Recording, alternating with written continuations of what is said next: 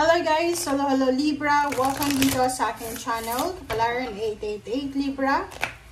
Alamin natin kung anong messages, vibration, gabay, energy para sa inyong lahat. This is general reading. Pwede kang makaresonate. Please comment down below if you resonated. Proceeding softly. My inner power grows and moments of quietude. So, sinasabi ng bara sa'yo dito na sa buwan ng Agosto, Libra, kailangan mo magdahan-dahan, kailangan mong tumahimik, or kailangan mong hanapin yung katahimikan. So, yung binabasa natin, hinahanap natin na information dito or guidance is all about money, career, and financial.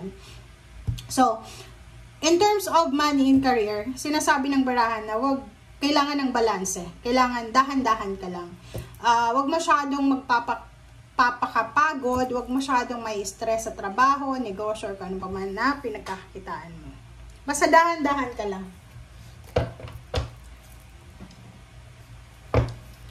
Okay.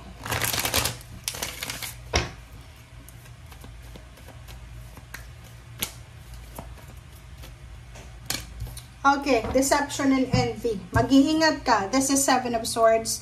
Or 7, sinasabi ng bara sa'yo, mag-iingat ka Libra sa kahit na sino, kahit na saan, ngayong buwan ng August. This is ghost month, so maraming mga tao na posibleng traidorin ka, posibleng maingkit sa'yo, posibleng traidorin ka or lokohin ka, scam ka, nakawan ka, or kung ano pa man na masamang plano, ang planuhin laban sa'yo. So, kailangan mo mag-iingat. And wag kang magmamadali. Yun yung pinaka the best na gawin mo kasi pag nagmadali ka, pwedeng ma-disappoint ka talaga. Okay? Pwedeng ma-disappoint ka and pwedeng masira yung discard mo. Alright. So, 0 the Fool, 3 of Pentacles, 2 of Cups, Temperance. Okay. So, kung makikita mo dito, sinasabi ng bara sa'yo, Libra, na there's a new beginnings. 0 the Fool, sinasabi ng bara sa'yo dito na posibleng merong magsisimula sa buhay mo or meron kang sinisimulan. Or posibleng meron kang hinihintay na posibleng magsimula. It's either opening of your business, it's either nagbebenta ka ng mga alahas, ari-arian, may negosyo ka ba, or ano pa man. Sinasabi ng bara sa'yo dito, Libra, na kung ano man to na ginagawa mo sa ngayon or sinisimulan mo, wag kang tumigil. Okay? Kumbaga, halimbawa sa negosyo, kung meron kang pinagdadaanan ngayon na medyo konti lang yung benta, maraming utang, maraming ganyan-ganito, wag kang titigil ha. And yung 3 of Pentacles na yan, sinasabi ng bara sa'yo na you will met ng mga tao na like-minded kayo. So, pwedeng makatagpo ka ng mga tao na pare-pareho kayo ng goal sa buhay, mindset na pwedeng makatulong sa'yo. This is partnership and collaboration. Maybe kayo ng asawa mo, kayo ng boyfriend, girlfriend mo, kayo ng partner mo, ng parents mo, ng siblings. Posibleng kayo ay magkaroon ng parang partnership and collaboration regarding sa business na gusto nyong simulan, regarding sa kasal na plano. So, nakikita ko sa inyo dito na you need to wait, you need to be patient. Okay? Like halimbawa, yung Libra na nagpaplano kang magpakasal, ngayong August, kailangan mong, halimbawa, kailan ka ba magpapakasal? December, October?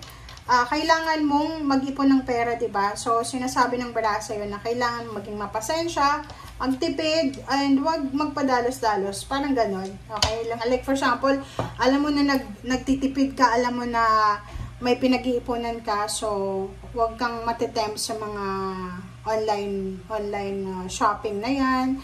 Iwasan yung pag-window shopping, iwasan yung pagkain sa labas, parang ganon. So, basta magtipid ka. 4 of Pentacles, diba? So, yung 4 of Pentacles, sinasabi ng barahan na kailangan mong i-secured yung finances mo. So, kailangan mong i-manage yung finances mo ng maayos. Ibig sabihin yan, Libra, ayun, kasasabi ko lang, kailangan mong bantayan yung perang ginagastos mo. Yung parang halimbawa, bumili ka ng notebook.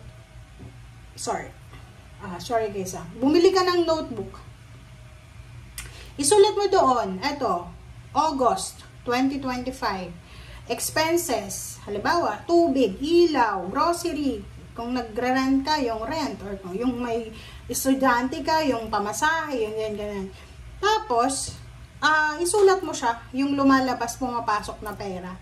Para hindi ka, kahit kasi yung iba, magsasabi yan, makakatipid ka, 5 pesos, 10 pesos. Malaking bagay yun, guys. As long as na meron kang natitipid, importante yun. Okay? Magmamatter pa rin yun. Kaysa wala ka nang natipid, mas yung gastos mo every month is mas malaki pa sa kinikita mo. Diba? So, yun. Sinasabi ng Barasil dito na merong mga libre na posibleng kayo ay medyo makakaramdam ng takot regarding sa pera. Maybe may mga libra ditong kailangan nyo ng malaking halagang pera. Lump sum of money. So, meron ditong libra na possible siya na kailangan niya ng lump sum of money. But, by the end of September or by the end of August, sinasabi ng baraha, yung mga libra na to, like kung ikaw ay nag-a-apply ng trabaho ngayon, possible na makatanggap ka ng kontrata. Job contract na to eh. Okay? So, signing of contract na. And, pwedeng yun yung maging rason kung bakit ka magsa-celebrate. And, yung libra na to, sinasabi ng baraha sa'yo na siguro hindi ka sanay humawak ng malaking pera or parang gano'n, halimbawa kung ikaw ay isang nanay and then ngayon ka pa lang nakapagtrabaho because you're busy and hindi ka na sanay humawak ng pera, yung parang gano'n. So, sinasabi ng baraha sa'yo dito na kailangan mong i-manage siya ng tama. Kasi pag hindi mo siya na-manage ng tama, maraming mga tao sa paligid mo na pwedeng samantalahin. Like for example, pinagpaguran mo, tapos uutangin lang yan ng mga tao sa paligid mo at hindi ka babayaran. So, yun yung kailangan mong iwasan. Okay? Okay, isang offer, like a business offer, partnership, collaboration, ang posibleng i-offer sa'yo. Ang nakikita ko sa'yo dito na meron kang trinabaho na kailangan mong proteksyonan. It's either you are working now, you have your business, you have a job, you have ari-arian, inheritance. So, sinasabi ng barahan na maging matalino tayo. Kasi may deception and envy dito eh. So, kung nagbibenta ka ng bahay, ng lupa, ng sasakyan, ng ari-arian mo, mag-iingat ka sa mga taong kinakausap mo. Okay? Knight of Swords eh. Ingat ka sa mga information, ingat ka sa mga papeles na pinipirmahan mo. Kasi uso ngayon yung scam yung mga kontrata na yan, mag-iingat, basahin ng mabuti, wag mong ipagkatiwala yung mga papeles nyo, like for example, dokumento, ganyan, wag nyong ipagkatiwala. Okay? Thank you guys and see you again. Bye!